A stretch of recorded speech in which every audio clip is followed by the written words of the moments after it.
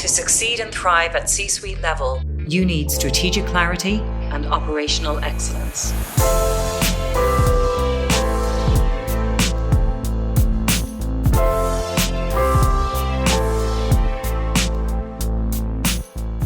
It's time for the podcast, and this particular podcast is going to be of particular interest to definitely CSOs, anybody working in sustainability, but also COOs, CROs, people working in compliance, and people working in procurement, because I'm going to have an expert on who covers the whole area of compliance around supply chain and sustainability. Now, you may think if you are a software company, a SaaS company, that doesn't apply to me. I don't buy any materials. Well, not so fast, because if you are in the supply chain of a company that is covered by this regulation, you may well be caught by it if you form part of their whole sphere of impacts and materiality.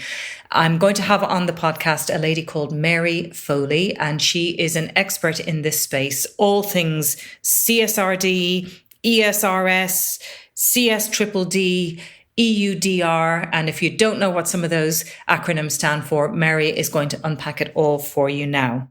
Mary Foley is Expert Services Strategy Director with Enhesa, and she is full of common sense and deep knowledge brought about by a long career starting actually in the mining sector and looking at the impacts of mining and moving her way through regulation and how this whole space has evolved in the past, in particular 10 years, and she'll talk about that too.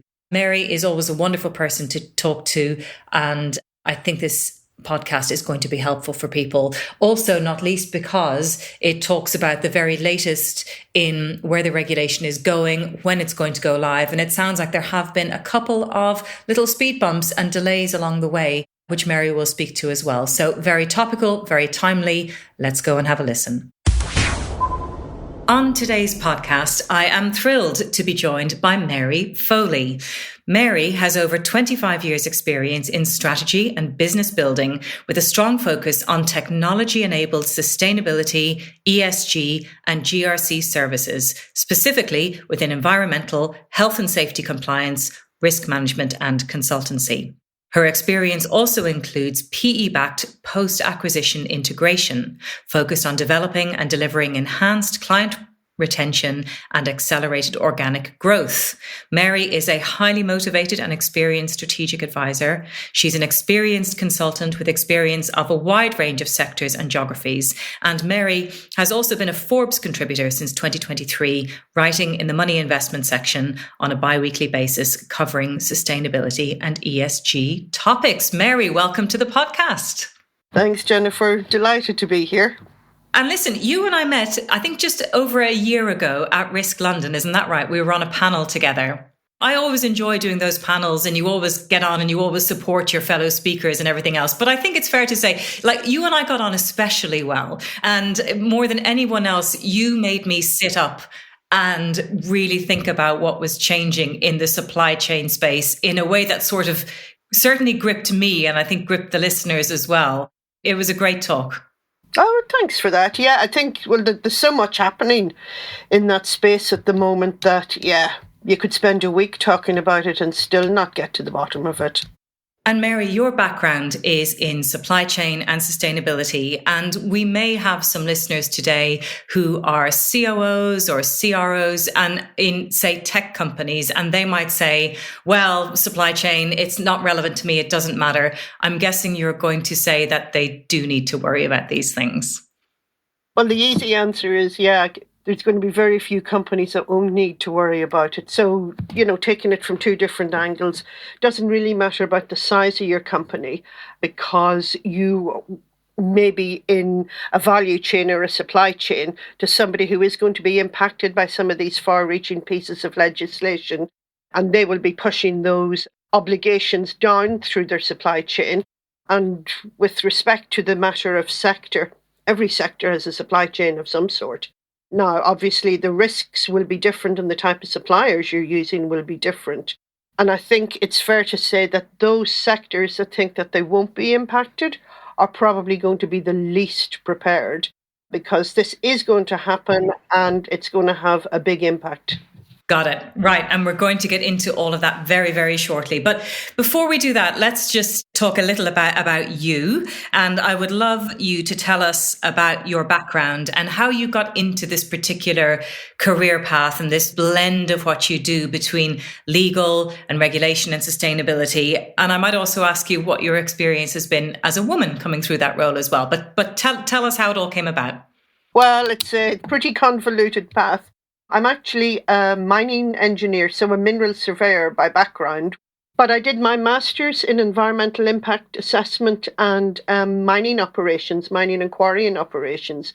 So I started to get into the environmental side of things from there, looking at the impacts, looking at ways to mitigate the impacts of what is, quite an impactful industry. And then from that, obviously, health and safety and environment, are sort of interlinked. And from that, through to consultancy, to ISO certification, looking always through the lens of risk. Legislation's one thing, and it's a driver, but it's only one driver. But legislation's a bit like speed limits. You know what you have to comply with, but your risk appetite will help you decide what you comply with and what you don't, and what the risks of non-compliance are. So I was always very interested in legislation and regulations as a driver, but how did each company approach those obligations? And then obviously, as I grew older and the industry became a bit more sophisticated, software became a big player in that. So, SaaS solutions, because this is all about, capturing data and then actually not data for data's sake, but, looking at the aggregation and the use of that data. So that obviously takes you then to, it's not just the impact of your own operations, but also the impact of your suppliers and your supply chain. Because as we know now, from a reputational point of view, an awful lot of the risk sits at that interface. So it's not exactly a linear progression, but it is a progression. And I'm guessing you consciously had to evolve and adapt yourself and your knowledge and capabilities throughout your career. You've alluded to it in sort of the advent of software to address some of these issues, but can you talk a bit about that? Like how did you consciously ensure that you stayed ahead of, if not at least keeping up with, the changes as they came along? Maybe other people are much more organized and plan their careers. I kind of always followed what was interesting, which served me well so far. But I was always really interested. Is there an easier way to do it? Is there a better way to do this? Is there a more efficient way? Rather than, again, software for software's sake. You'd see somebody using this approach, and I would think, well, that could be applied if you did it like this. And then always looking at, sadly, processes and policies. The more you can standardize things, the more you can start to try and have a more positive impact on whatever it is you're trying to achieve. So if I was interested, I did the research. If I wasn't, I usually just found a way not to have to deal with it. So not exactly a planned career progression. No, but I think I talk about that sort of catching the next wave sometimes. And, I have tried to surf badly a few times, but, you're sort of on your surfboard looking back and you can see a wave coming and you've got your set of abilities and kind of aligning yourself to catch that wave and to add value and bring your knowledge and expertise. I think that's something that you do very well. Oh, thank you. But yeah, I think you do sort of see the straws on the wind, really, don't you? And you kind of think, I'm hearing more and more about this. Maybe it's time I learned more about it. And usually just through finding the right people and speaking to the right people. And that's one of the things I've found. I've been very, very lucky all through my working life to always, pretty much have worked with people who were interested and then were interested in teaching you, sharing their knowledge. So whether that's something within the specific, sustainability EHS world or not, but I've always been very lucky with that. And mining, an industry, not many women, or certainly there mightn't have been when you kicked off. What's it been like coming up through your career as a woman?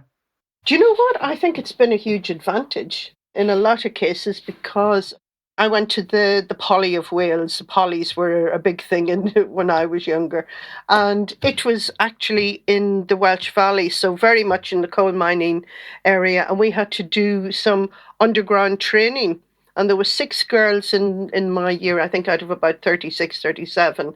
And we had to get a special dispensation from British Coal at the time to actually go underground into a deep mine because women weren't allowed underground since the nationalisation back in the 40s as a way of protecting women and children at the time. But we were the first women that actually went underground in a coal mine. This is back in about 85, 86. So that was really cool. Oh my goodness. Okay. Yeah. And as you say, born from wanting to protect people, but didn't exactly lead to an equality situation, did it, in those days? Interesting. Amazing, Mary. Okay. So we've touched on it. So let's get into the meat of some of this. CSDDD, CSRD, ESRS. We've got a lot of regulation coming on stream. I think quite a bit of it 1st of January, 2025. For our listeners, give a summary of what's happening next year. Well, I'm going to kind of get into the whole alphabet soup a bit of sustainability regulations. So CSRD is kind of the trailblazer, and this was part of the EU Green Deal. So, and the EU taxonomy. So if you think of those as sitting at the top, CSRD, which is the Corporate Sustainability Reporting Directive. So, it went through the normal stages of an EU directive. And a directive only becomes law when it has been transposed into each of the member states.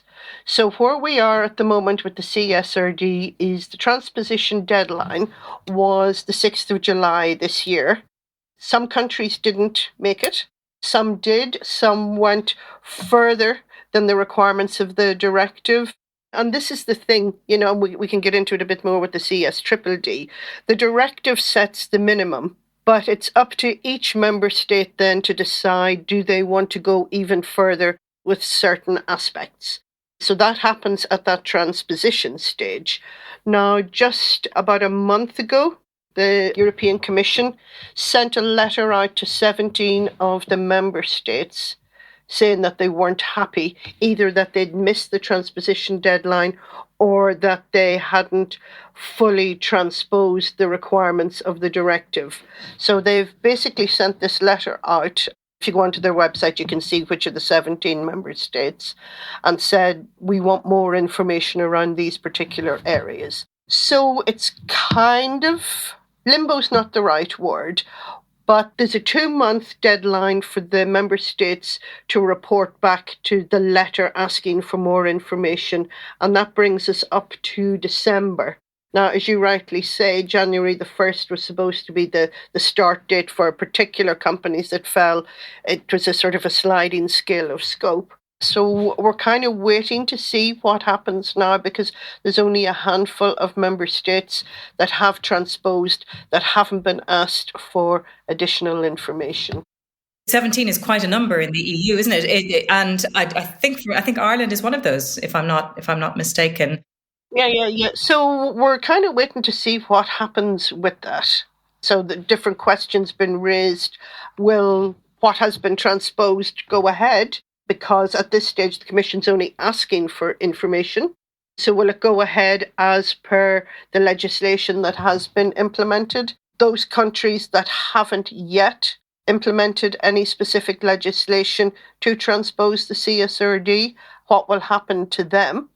So it's a bit of a watching brief for a lot of companies, especially those companies that thought they would be starting on the 1st of January. But really, those that we've spoken to, it's business as usual, because even if there is a delay, the general consensus is this will happen. So there's no point stopping what was already in progress. You anticipated my next question, because if I'm a busy COO right now and I heard what you just said, I'd be thinking, right, I'm going to put that further down the list of things to worry about, and I don't need to worry about right now. But the fact is, and maybe you can bring to life, the expectation of what's coming.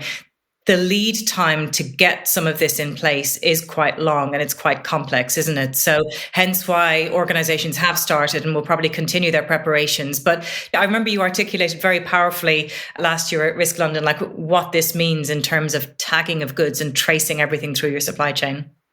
So the CSRD, and the CSDDD and the EUDR, they're probably the big ones that are keeping companies awake at night, from a supply chain and mapping your supply chain point of view. But if we stick with the CSRD, because it's the one that's the furthest along, so some of the requirements that are built into it are, first of all, you got to carry out your double materiality assessment and identify those material topics. And then once you have identified those material topics, then you've got to go and start to gather your data, both from an impact point of view and a financial impact point of view and a risk point of view. And everything comes back to what they call IRO, impact, risk and opportunities. So although we tend to focus on the impacts and the risks, the idea is that this should bring opportunities to companies and that should fall out later in the process. But what we're seeing is the companies that have already carried out their material, their DMA, their materiality assessment, have identified the material topics and have started now to actually push the reporting requirements and the requests for data down through their supply chain. So that's already happening. And at the start, you mentioned, for companies that might think they're not in scope, they mightn't be in scope themselves, but they may find they're in scope because they're in somebody else's supply chain, or as the CSRD refers to it, as the value chain, which, as we know, is wider than the supply chain. So if I am a software company supplying a bank, for example, I will likely be on the receiving end of information requests from that upward customer to say, we need you to fill in all of the following, we need you to know what your impacts are and so on. For those topics that the ultimate company has determined to be material. So if you're working in an area that, has an impact, on a material topic, yes, you probably will be asked to provide information. And this is where the software itself comes in, because an awful lot of that data is, been aggregated, through different systems.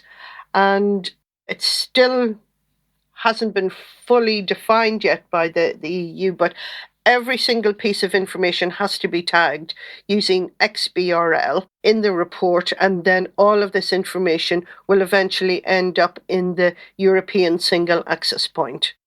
And XBRL is something like extensible business related language. Is that right? I'm trying to remember what the XBRL is. But extensible business reporting language. I was very close. So a global standard for exchanging business information, but that will need to be tagged to every single piece of your supply chain if you are deemed relevant to those pieces. Okay, so we've got CSRD, which is having a little wobble, but we'll get there eventually across Europe. You've mentioned CSDDD. Do you want to just allude to that one?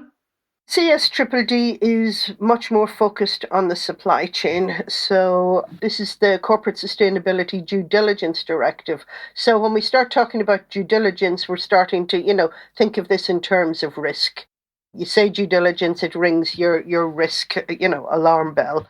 Like the CSRD, is sector agnostic. We can talk a bit about, the EUDR, which, is much more product focused. But at the minute, CSRD, CSDDD are almost, horizontal obligations. They cut across all sectors, and both of them are, the scope is linked to the size of the company and the number of employees in the company and the turnover of that company. Now, CSDDD has a different approach to the CSRD, because the CSDDD, so if you think of the CSRD in terms of reporting, so gathering the information, reporting on those impacts, risks and opportunities, CSDDD says, yes, identify them, but we also want to see evidence that you are preventing the risk, that you are remediating risks that you have identified, that you are mitigating impacts. So it's a much more doing. there's much more obligations around action.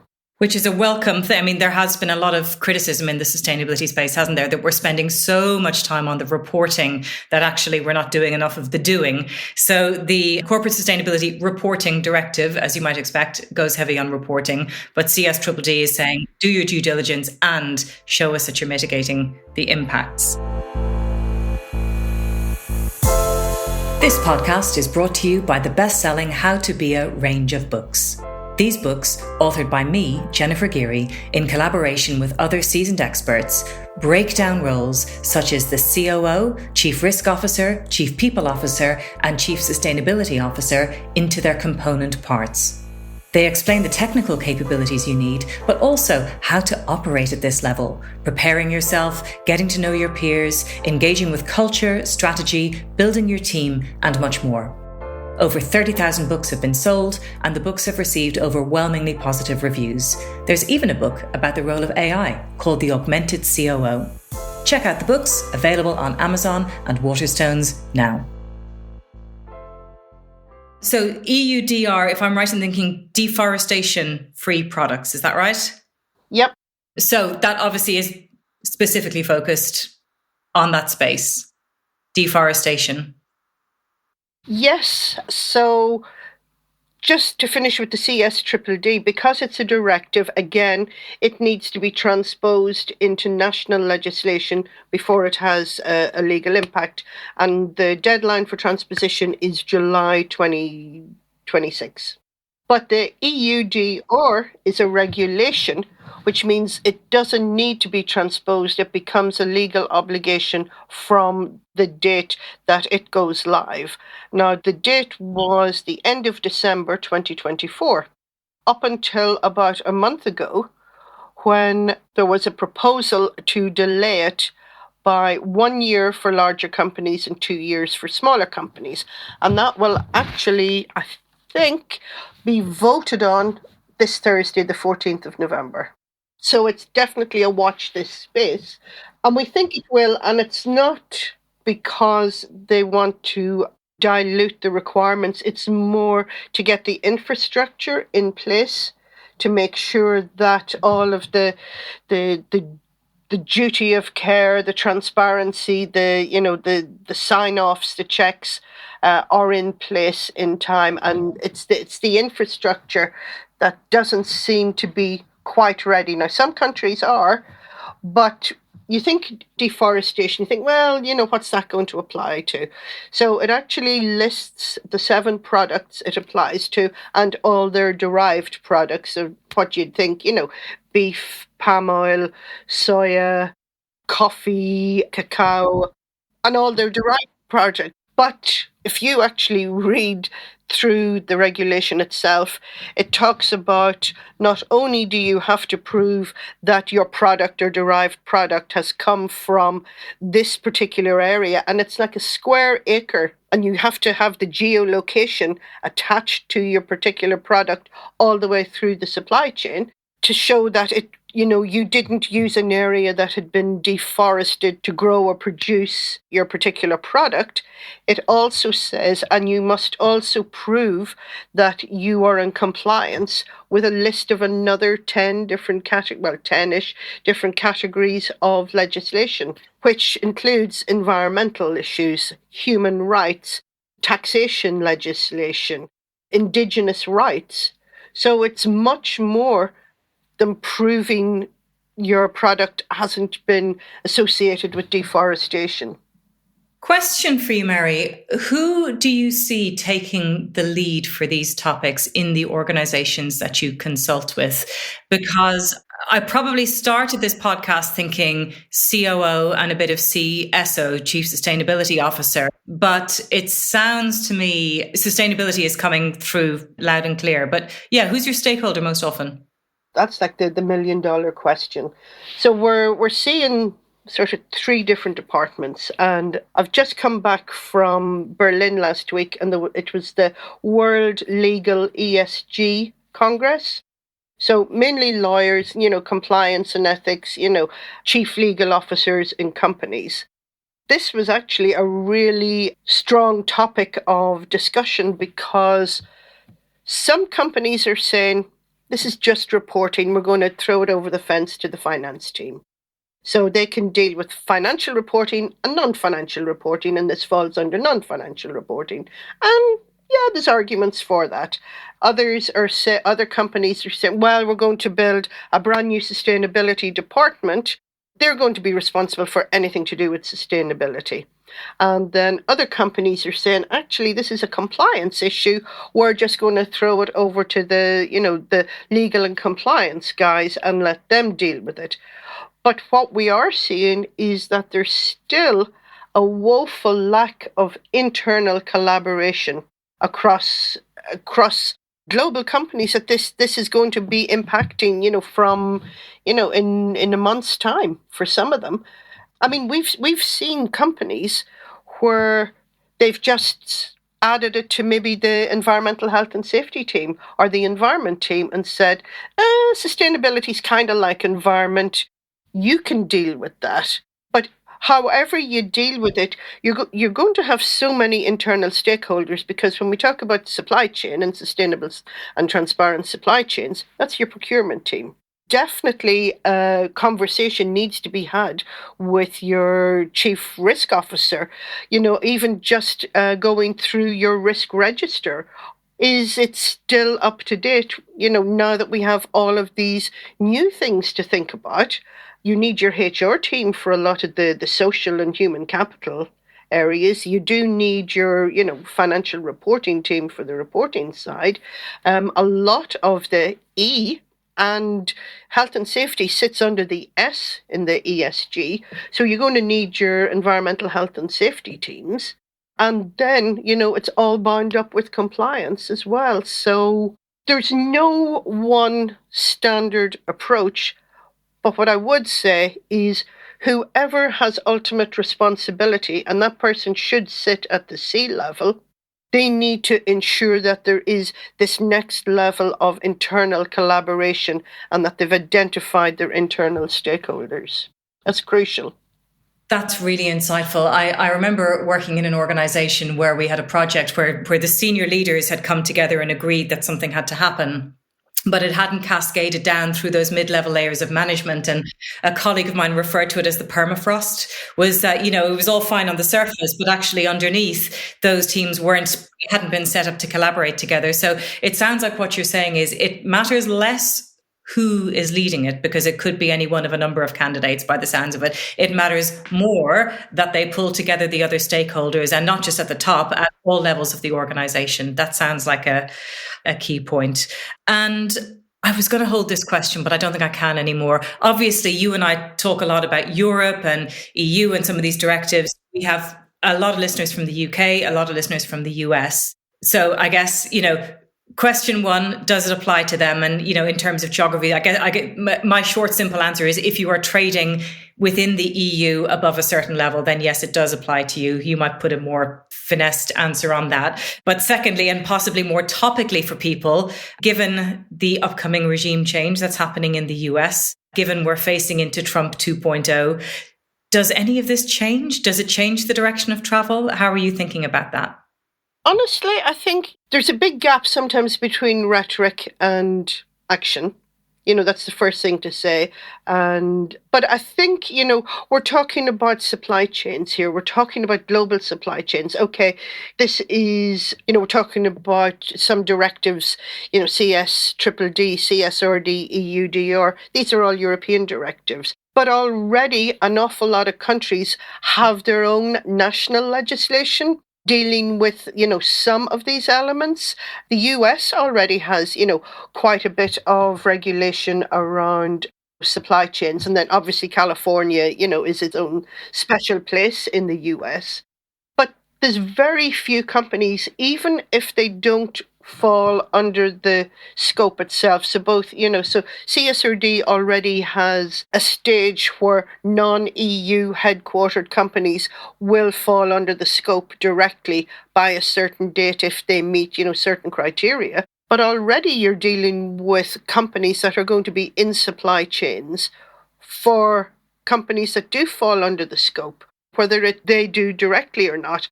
Honestly, I can't see many companies that will just be trading in one particular area, such as the US, because they will still have global supply chains. They will still want to be part of that global market.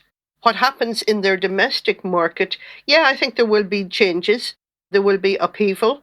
But will that impact what they do internationally? I think it's unlikely at the moment.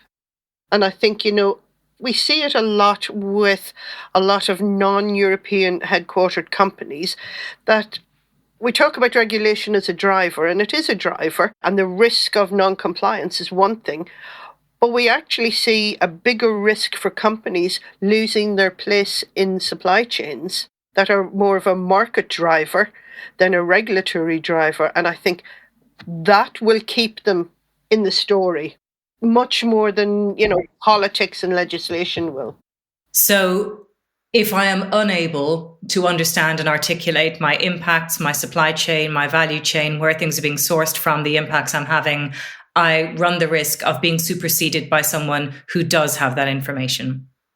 Yeah, I mean, if you think about it, a huge amount of industry, they're not business to consumer, they're business to business. They're making a part that goes into another part that goes into another part that, finally ends up in the bigger part. And that's got to be a huge percentage of pretty much all companies. Interesting times, Mary. The geopolitical tectonic plates feel like they're shifting at the moment. And I don't listen to many podcasts, but I do listen to the David McWilliams podcast, and he talked about the Trump quake that had happened, and the fact, this sort of almost US reversion to nationalist isolate. We're a massive country bordered by an ocean on both sides, and we can almost be self-contained. And I suppose it will be interesting to see how much of that actually comes to fruition. We'll still want to buy American goods. I know I will. And I'm sure they'll still want to buy European goods. So I can't see the supply chain's been disrupted that much, to be honest, but maybe time will prove me wrong. Let's move on. You've talked a bit about the companies that you're talking to, the stakeholders that you're dealing with. Is there one misconception or a blind spot, like more often than not, when you go in to help an organization, what are they underestimating or not understanding about the task ahead? I think the time, the resources that are needed, and the complexity. So, when we talked about the CSRD, obviously the CSRD tells companies what they need to do, but the ESRS, which are the European Sustainability Reporting Standards, are the mechanism, to tell you what you need to report and what it needs to look like. And, these are the various topics under ES and G. And they were developed by an organisation called EFRAG, which is European Financial Reporting Advisory Group. Now, if anybody's looking for any information, their website is amazingly good. And they have already published 3 implementation guides dealing with material assessments, with mapping your value chain, and with ESRS data points. They've got a 4th one out, a draft that just came out last week related to climate, because obviously that's probably one of the most pressing material topics for most companies at the moment for various different reasons. But their guidance and their frequently asked questions and answers are just amazing. And they hold webinars, and you can attend them virtually or in person. But I attended a virtual one there a while ago, and they had somebody speaking that said the expectation is that there will be 5 times as much sustainability data as financial data needed to be reported. So when you're asking about what companies need to get ready for, I think the sheer volume of data now, and then you take into account, there's the volume of data, there is the quality of that data. That data will have to be independently assessed by a third party, like an auditor, an independent auditor, and there's already each of the countries that have transposed the directive have been stipulating what that independent assurance needs to look like. So, for example, in France, some of the penalties for not complying with the assurance obligations can lead to up to 5 years in prison.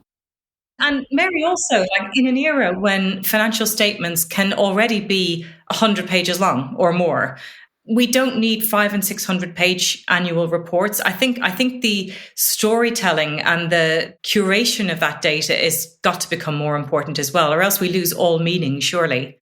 Well, and again, because we don't have any to look at, there's a couple of companies that have pulled together some thoughts on the voluntary. So some companies have already started to submit voluntary, ESRS type reports. But I mean, we don't know what that's going to look like in 3, 4, 5 years. The direction of travel is that there will be integrated reports, and some companies are already doing that, an integrated financial and non-financial report. But you're still going to need to pull all that data together, in the same way that you do for your financial data. And as yet, we don't really have a clear view of what that looks like. So for companies, gearing up for this, I think, resources, complexity, the scale of the reporting, and even back to carrying out their materiality assessments, because when your independent assessor or auditor comes in, they start with the methodology that you've used for that materiality assessment. So it's like, show me you're working out before we actually get to the reporting of those material topics. Show me how you have mapped your value chain and decided, who is part of that chain and who isn't. And of course, no current discussion would be complete without mentioning AI then in this space, both in terms of its ability to synthesize and provide insight, maybe write some of these reports or draft some of these reports. What are you looking at in the AI space particularly? Where do you see value? I think you've said it, just the data collection, the data analysis, that there's got to be a big role for it to play there. Even just, with helping your suppliers with their reporting input. I'm sure there's going to be AI ways of, here's your login, this is the information we need. Because at the minute, our company's going to get information in terms of questionnaires. That seems to be the favorite approach at the moment. So you're going to have, tons of these questionnaires coming in, all answered slightly differently. And got to be a place for AI, and that just in standardizing the questionnaires, tagging the information as it comes back in again, and then actually doing, something with the data to aggregate it and draw conclusions from. Because, and especially when we get to the CSRD, it's not enough just to report. You've got to be showing that you're actually doing something with that information. My goodness, Mary, I said at the beginning, we never run out of things to talk about, and I feel like we could talk for hours more and that I galloped you along, but I'm going to pull it to a close just now. But a couple of just sort of wrap up questions, I guess. In terms of insights throughout your career, is there one thing that you would tell the younger Mary Foley? Be braver and don't take it personally. Oh, I love that. Sometimes you have a habit of overthinking interactions with people, and you kind of need to just sometimes accept things and move on and not get too emotionally involved with, outcomes. Sometimes you just got to realize it's not about you. And somebody's reaction is actually much more about them in that current moment than it is about you. Yeah, and that's probably says more about me than the people I've interacted with. But I think they're the two things I would tell myself. Wise words, well spoken. And finally, is there a particular book or reference or source or something that you go back to time and again and read more than anything else? I think it's more an author. For me, I still think there's nobody like Terry Pratchett. For me, his whole Discworld, you can learn about life, profession. Huge fan. That's my my happy place. I come back to his works time and time again. But from a professional point of view, no, because I think, honestly, for me, I think Rachel Carson, The Silent Spring, kickstarted a lot of thoughts for me. So Rachel Carson, the book is? The Silent Spring. Now, this was written in the 50s, I think. And she was the first person to look at the impact of companies' operations on the environment. Oh, wow. So that's where it all began. I love it. Mary, it, as always, is hugely insightful to hear from you. Thank you so much for joining the podcast. We will share some of the links to your writing in Forbes and maybe to the EFRAG website and some other useful bits as well. But for now, thank you so much for joining. No problem. Thanks, Jennifer. We hope you enjoyed the podcast. For more information about the How to Be a books, the C-Suite Framework courses, the podcast, or to get in touch with me, head over to www.csuiteframework.com.